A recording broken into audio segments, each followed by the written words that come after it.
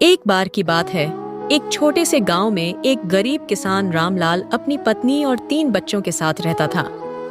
रामलाल की पूरी जिंदगी खेती पर निर्भर थी, लेकिन इस बार सर्दी ने उसकी मुश्किलें और बढ़ा दी थीं।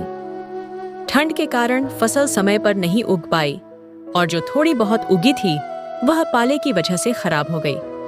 रामलाल का खेत बहुत छोटा था और उसके पास ज्यादा साधन भी नहीं थे।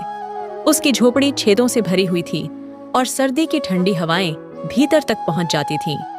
रातों को वह और उसका परिवार एक ही कंबल में सिकुड़कर सोते। कई बार उनके पास खाने के लिए भी पर्याप्त अनाज नहीं होता।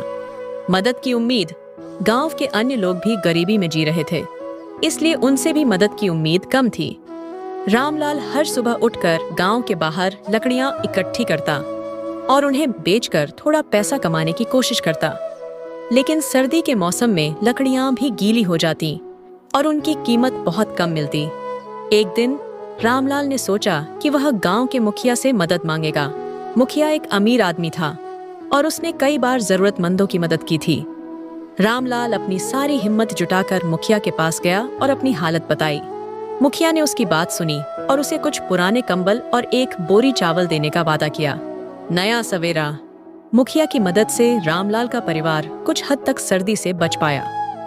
इस बीच गांव के लोग भी एकजुट होकर एक दूसरे की मदद करने लगे। किसी ने आग जलाने के लिए सूखी लकड़ियां दी तो किसी ने गर्म कपड़े। रामलाल ने महसूस किया कि सर्दी की कठोरता से लड़ने का एकमात्र तरीका साथ मिलकर काम करना है। रामलाल की यह कहानी हमें सिखाती है कि मुश्किल वक्त में धैर्य और एकता से हर समस्या का सामना किया जा सकता है। सर्दी ने भले ही उसकी जिंदगी को कठिन बना दिया, लेकिन उसने इंसानियत और सामूहिकता की ताकत को भी महसूस किया।